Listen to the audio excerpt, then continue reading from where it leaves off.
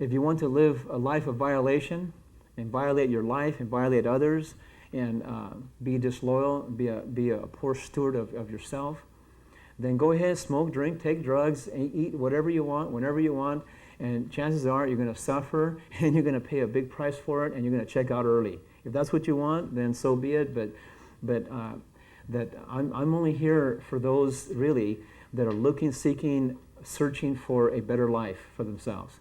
If they want to enhance the integrity and the quality of their lives, if they want to have a high level of energy and feel fantastic and just enjoy life like crazy, then listen carefully. Otherwise, go play Frisbee or something, I love Frisbee, by the way, but it's okay, But, taking responsibility is not easy. I understand that, but you see, the only reason I'm saying this is because, you see, I was one of those that took my life for granted. I didn't think that what I ate, what I drank, what I thought, what I felt, what I did in my life had anything to do with the outcome of my life. But I learned to realize that unless we take responsibility, unless we focus on the end result of what we're after, if you want to end up with tubes in your nose and tubes in your ears and tubes up your butt and suffer at the end of your life, then just do whatever you want and just eat whatever you want. Don't worry about it, because you're going to pay. You're going to pay a big price. There's a consequence for what you do. So, but if you want to again have what they call, I know that they talk about everlasting life and all that, and yeah, there's a place where you can go spiritually and live forever, right? But physically, they talk about everlasting life physically too. But if we're going to die in this life, then it's my opinion that I think we should die with quality. And what I mean by that is my mentor taught me and trained me, and also I got to see video clips of people that were cracking 150 years of age. Well, when they die, even twice as long as we do in this country, when they die, they don't die from any sickness or disease. They don't die in hospitals. They don't die from any disease at all. They just die. They go through life, and they feel fantastic, and they play volleyball at 140. They're just having fun, And then when they go to pass away, they just know it's their time. They go to sleep, and they don't wake up the next day. That's it. They die in peace, no suffering. So I made a decision. I had to make a decision whether I was going to, back when I was 21, I had to make a decision. Am I going to die now, or am I going to die later? But if I want to die later, am I going to live the rest of my life with quality, with integrity, and feel fantastic, and be able to help others and fulfill my purpose here in this life, to bring healing to others and create healing centers and all that in the future? And then when I do pass away, if I do, then I would rather go with peace, not with suffering. We don't need to. Not if you're willing to live in the zone. See? So take responsibility if you so choose to decide to do that. But make a decision. Make a decision. That's what this is about. Making a decision to go one way or the other. But don't straddle the fence, because those are the ones that get spit out. So think about that. The power of choice. We do have the power to choose one way or the other. So think about what you're thinking, what you're feeling, how you project yourself out, what you're doing in your life. And think about the choice you make with what you eat, what you drink, how you combine it, how you treat others, how you treat yourself, so on and so on and so on. It's our choice. That's all I'm saying. So just realize that we do have the power to choose one direction or the other, and how we end up. We do have that choice. And we have a choice to help others do the same, and enhance their lives. The power of relaxation. A lot of times, a lot of people get caught up in whatever they're doing in this life, and they get all intensified, and they get all stressed out, and they end up reverting to things that destroy them. They turn to drinking, smoking, drugs, this, that, whatever, all kinds of weird things, trying to find ways to just relax. Well, guess what? Relaxing is really important, yes, but there's ways to relax yourself by making sure your body gets what it needs through nutritional side and water and all that, but also learning to rest, learn to quiet your mind. There's all kinds of neat things you can do. There's all kinds of neat tools out there. Corey will maybe talk about it later, but there's all kinds of neat things you can look that are natural related or that will benefit you, and it's positive and it doesn't harm you, and it can help you relax, you know, whether it's body work, whether it's soaking in a hot bathtub, or whether it's just laying down and just resting at the moments when you need it, and or whether it's just you know, stroking somebody's shoulders or whatever. Anything you can do to help relax you would be a good idea. Most people don't know how to relax. So learn how to relax. Learn how to tune in, how to quiet your mind, and how to be still and be quiet and silent and be able to relax your whole body. It's a good idea to learn how to do that. So you can do it at nighttime, you can do it during the day. If you ever learn how to do what they call taking power naps, you know, even 5-minute power naps, it's amazing what you can do with that. But learn how to relax and learn to help each other relax and tune into that. Because that's all part of healing, it's all part of maintaining, it's all part of keeping yourself in place. Another one is, we already talked about making the decision to get well, and then another one is being humble and teachable, you know. I believe that each one of you are, because I don't really think you'd be here if you weren't. Each one of you, I've just been watching, observing. You're very, very humble, very teachable, very uplifting people, and you're very caring.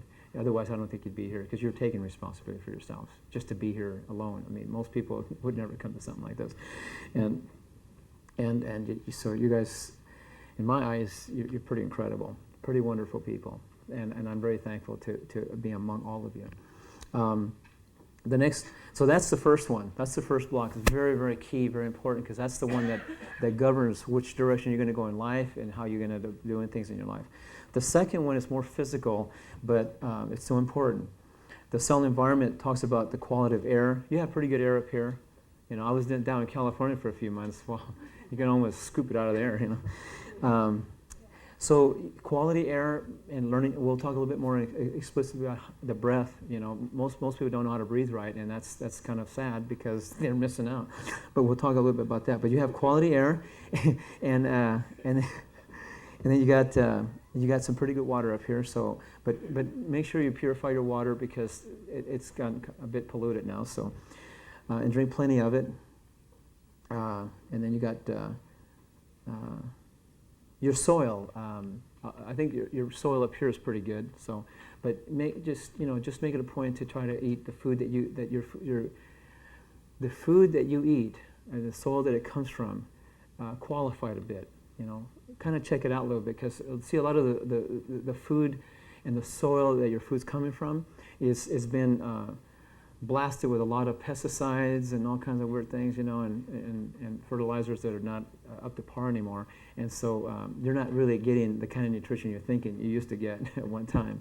And so the more organic, watch out for the pH and the purity of your soil, that kind of thing. That's why I'm encouraging people, as well as I'm going to be doing again, is to get a piece of land, grow your own food, know what you got, and get the pH up right, and keep the nutrition up high, and do the composting deal and all that.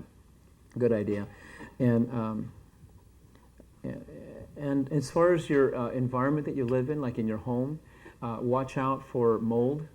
A lot of people have homes that where the basements are not done right, and so mold grows, and it actually proliferates within your home, and you get spores, and people are breathing this stuff in, and it actually ruins your immune system, and it puts a great challenge on your body.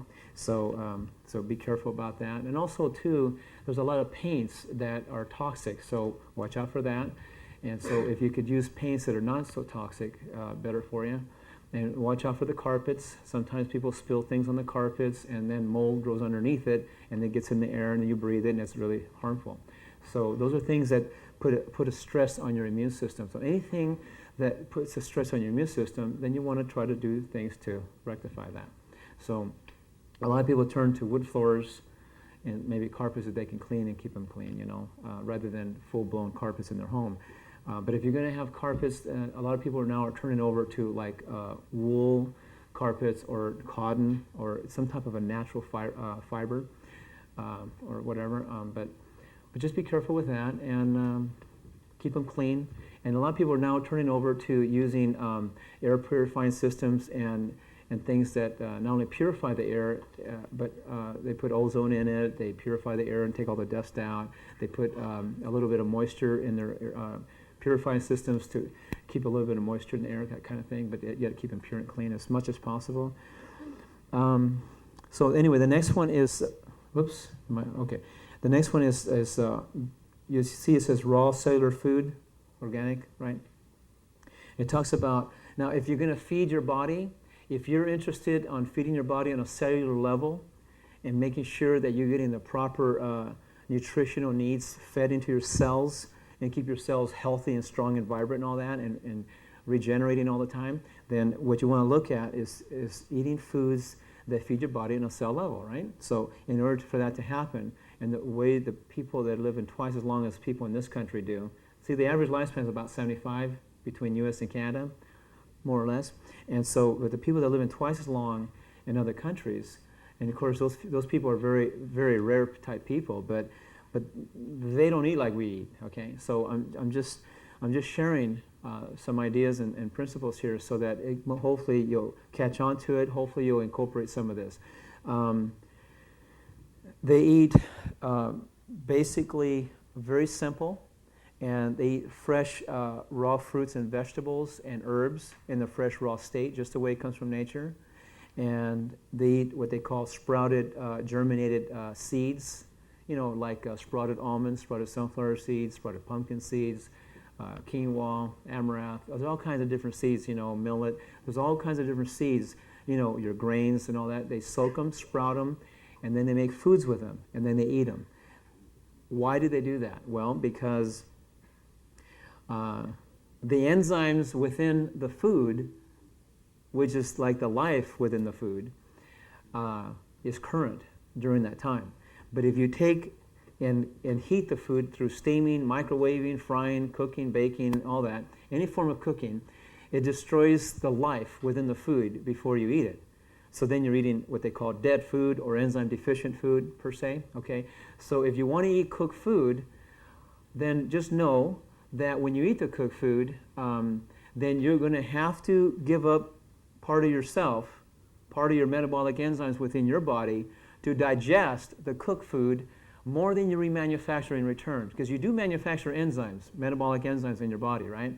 But when you eat the cooked food of any kind, then your body is going to have to give up more of your metabolic enzymes in order to digest the cooked food more than you remanufacture, which will therefore deplete you of your metabolic enzymes in given time. The faster you use up your metabolic enzymes and deplete yourself, then the faster you degenerate. The faster you age, and you set yourself up for sickness and degenerative diseases. Does that make sense? Okay. That's your biggest message for today, next to everything else I've said.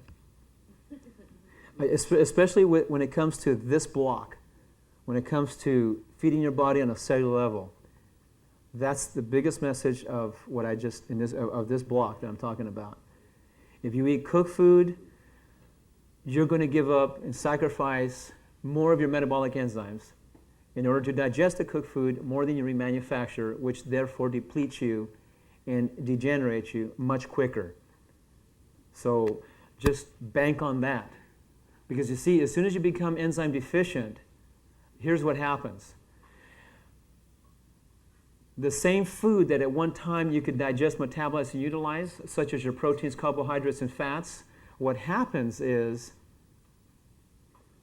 the portions of the proteins, carbohydrates, and fats that get utilized and processed into your body the way they're supposed to. Like for instance, you take your proteins, you break it down to amino acids, it carries the minerals into the body, activates vitamins, produces enzymes, hormones, builds lean muscle, hair, skin, and bones, and maintains you. You take your fats, break them down to fatty acids, and it lubricates you. It gives you everything that you need to keep your skin supple. It lubricates your joints. It gives you, it protects your nerves, all kinds of things that it does. Your carbohydrates, it breaks down to what they call glucose, your simple sugars, and it gives you energy. It feeds your brain. Have you ever heard of those athletic kind of people that carb up before they go out and do their exerting thing, whatever they do? They carb up. But you've got to break down your carbs to glucose first. But in order to do that, you got to break it down. How do you break it down? Well, it takes enzymes to break all these food groups down. There's specific enzymes that break down each one of those groups. But if you become enzyme deficient and you lose your ability to digest the proteins, carbs, and fats. Well, what happens when you don't completely digest them like you're supposed to, what happens is they putrefy. See, the undigested proteins putrefy. The undigested fats rancidify. The undigested carbohydrates will actually ferment in your system. Have you ever wondered how sometimes people eat food and all of a sudden they bloat up? They have gas and farting and all kinds of stuff. Well, that's why. Because they're not digesting properly, you see. Have you ever had people where they eat something and then all of a sudden they have an allergic reaction? They either break out with hives, or they start having runny noses, or their nose gets stuffed up, or their eyes start getting watery, or their throat swells up, or their eyes swell up. All kinds of weird things happen. It's an allergic reaction. It's because they're not digesting properly. They became enzyme deficient. That's why. So there's ways to rectify that. And also, fresh fruits and vegetable juices is a good thing. Because why? Because you're getting plenty of enzymes, and you're also getting a lot of phytonutrients from when you do juicing. So that's an okay thing too. You'll notice on the sheet here on that block on the bottom, it says food enzymes. What's that about? Well, if you ever study some of the enzyme gurus out there, I like to bring up one of them. Oh, here he is. Dr. Edward Howell. I'd like to give him a lot of credit.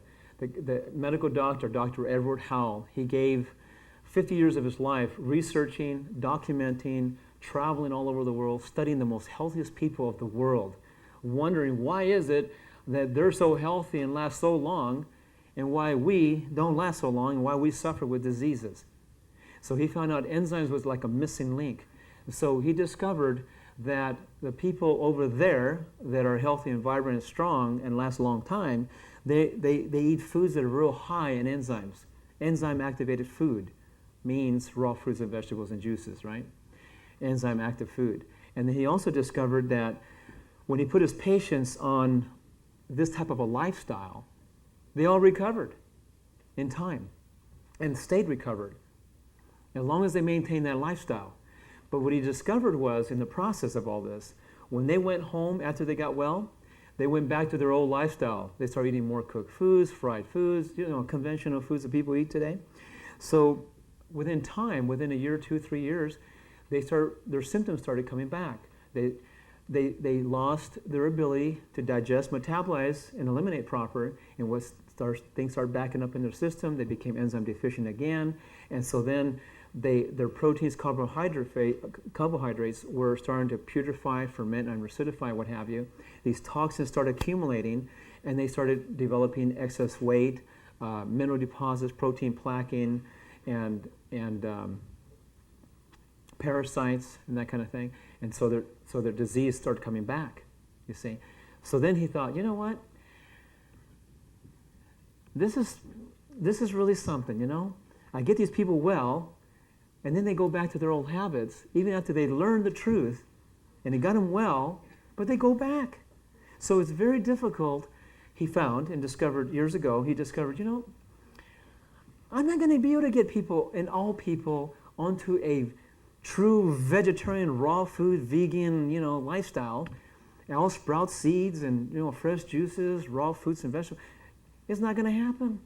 He realized that, So what he did is he learned of a plant called aspergillus. He learned how to extract the enzymes and concentrate them into a capsule, give them to people when they eat cooked food to help make up for the enzymes that are missing in the cooked food so they can digest, metabolize, eliminate, and run more efficiently so they can maintain better health. Is that the true ultimate answer? No. But it is a way to help compensate. If you're going to mess up, if you're going to violate the body, he found an alternative to help them make up, minimize the damage, you might say. Thanks. So anyway, when I learned about this concept many years ago, because of it, I've been able to help many thousands of people all over the country, And now, because of what's happening with the mergers and different things I'm working on, eventually it'll be millions and billions of people all over the world. This concept is going to be spread out that way. And I will do everything in my power to make sure of it. You know, next to Christ consciousness and love and forgiveness and all that, but beyond all that, the next best thing I found and discovered in my life, next to, you know, breathing good air and trying to do slow, deep rhythmic breathing and just being in love with life and, you know, and loving each one of you and everyone I go, you know, see and I'm being with. This concept is one of those kind of things that's really, really, really powerful and can make a significant impact on your life. And especially if you do it consistently. So yeah, breathe air, breathe it slow and deep, and drink plenty of water and keep your body flushed out. But take enzymes. If you're not going to take enzymes in a supplemental form, then get it through your food, grow your food organically, or buy it organically, and make sure it's coming from good soil. Because a lot of organic food that they say is organic is not really organic. And even in the organic food, when they say it's organic, is not really being done properly. And the pH is off. And the soil is not really rich in enzymes like they say it is or they think it is. So there's a lot of, you know, but if you get your own land or you team up with people, friends or family or whatever, get a piece of land, grow your food and know what you got and learn how to grow things and learn how to do your composting and learn the pH and all that kind of thing. Learn to keep your pH in balance inside you too. Because if your pH goes thrown, that's why it may not be a bad idea for you to learn a little bit about acid and alkaline. You need to run more alkaline than acid in your system. So, you know, most people's pH is running on the acid side. So this is really important, you know. So, but again, if you learn more about how to keep your pH in place, you'll find yourself feeling much, much better, last much longer, that kind of thing. But again, I want to go back to Dr. Edward Howell because you see, after Dr. Edward Howell, 3 other medical doctors did a lot of research, study, a lot of enzyme therapy, and they recovered people by the thousands all over the world. And there's another book called Enzyme, The Fountain of Life. So there's a lot of documentation, a lot of proof, evidence. So whatever I'm saying, you don't have to even believe it. Just read these books and you'll see for yourself. I'm just facilitating. I'm just here to share. I'm here to say, hey folks, I've been nearly dead, came back, full of life. I've been like that for a long time, and I'm just a testimony for you. But the documentation's here now. We have the science now to back up everything I'm saying. So the enzyme cure, there are all kinds of neat stuff out here. You can look on websites and look up enzymes. Another medical doctor, neat guy, you'll love this guy, Conscious Eating by medical doctor Gabriel Cousins. I don't know if you know the guy, but neat guy. You'll love this guy. Tons of information in here. He's wrote several books. Body Cries for Water. Eventually I'll have all those in PowerPoint, so it'll be a lot easier. Toxemia Explained. All that basically means a medical doctor proved that toxemia, you know, from the parasites, the protein plaquing, the mineral deposits, the fat deposits, all these different things, when they accumulate inside of us, they set us up for sickness, disease, and degenerative conditions, right? So he proved that is like a root cause to sickness and disease. But when you go a little further and you start realizing, oh, well, where's all this toxemia comes from? You know, even people that live real healthy and they stay away from pesticides, they live on organic food, but they cook 70% of their food. And they don't realize that develops toxins also, you see. Remember, here's the guy I want to talk about. Dr. Ponger.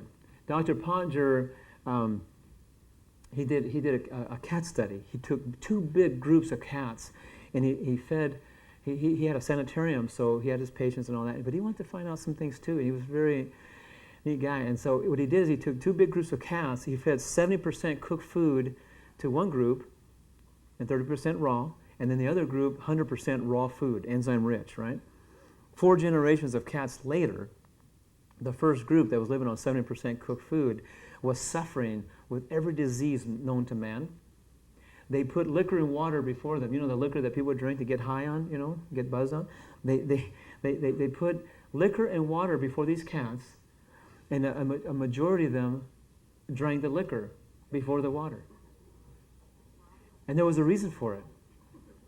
Half the people in this country, and U.S. included, they live on about 50% drink liquor.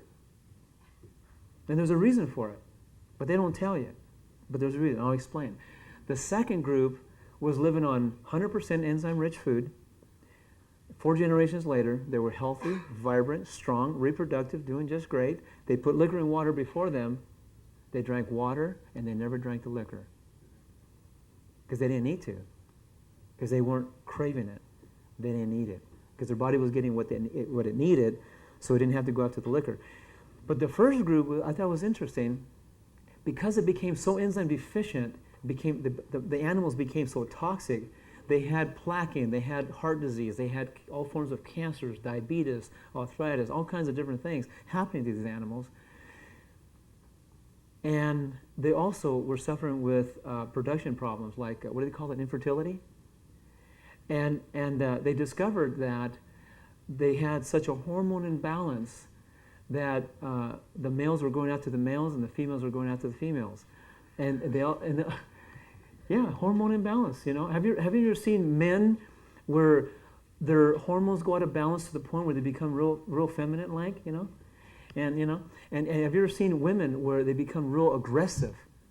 Their hormones, it's a hormone deal, But I thought it was interesting that when they found that 50% were going after that liquor, it's because they weren't getting the glucose, the simple sugars from the complex carbohydrates from the foods they were eating, because they became enzyme deficient, so they couldn't properly digest those carbohydrates to the glucose level, the simple sugars, to feed their brain, to feed their system, and give them the energy. So you'll notice this in society. You'll notice this. Have you ever seen people when they eat food, and then they open up the refrigerator and look for more? They just ate a full meal, and then 10 minutes later they're back in that refrigerator, looking back, and seeing if they can find something else to eat. And before you know it, there goes the pastries. I've seen people crave sugar so badly where they take white bread and put butter in there and then just fill it up with sugar, refined white sugar. Or I've seen people so severe where they take refined white sugar and mix it with water and then drink it. Because they're craving the sugar, because they're not digesting the carbohydrates to that simple sugar level to satisfy the needs of the body. From an enzyme deficiency, you see, but they don't know it. Isn't that interesting? They go after pastries. Worst scenario, they go after the liquor, from beer, wine, and liquor. Because those are highly concentrated sugars, in case you didn't know that. So where's the oatmeal stuff? Do you all have your oatmeal thing? Okay. Where's John?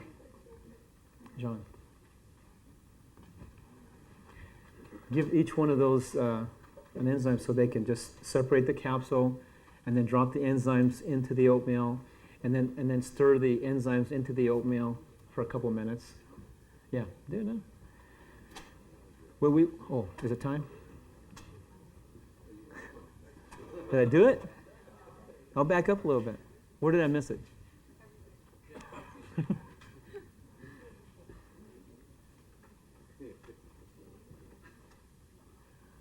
What's the part that I missed? The oatmeal part? We're still okay? Are you sure? Okay. I should have went 2 minutes, 1 minute, and then, I get in my zone, man. So, remember, as you're mixing the enzymes into the oatmeal, and just keep mixing it right now. Just go ahead and do it right now. Just keep mixing it and mixing it. And you'll see eventually what you're going to see within a few minutes. Just keep mixing it really good.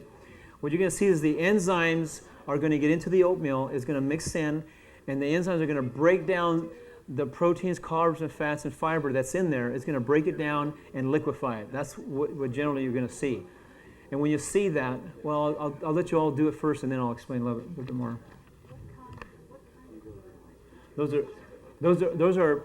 Those, just in case you didn't know it, what you're about to put in your oatmeal and all that and mix in, those are plant organic full spectrum enzymes.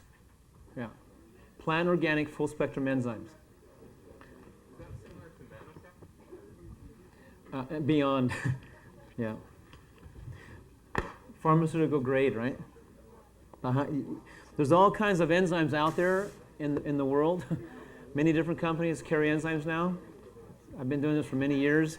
But if you're going to have enzymes, then you want the high-end stuff. You want high activity. You want your pH range. You want a broad pH range enzyme. You want full spectrum, and you want the synergistic value.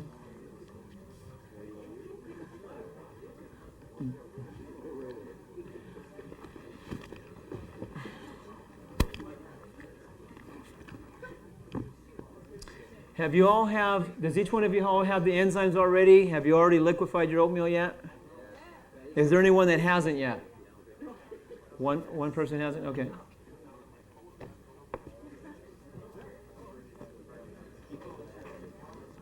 Oh, there it is. Okay.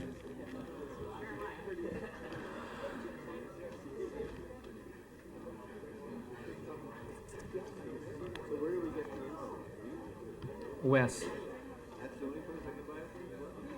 Right. He's the man.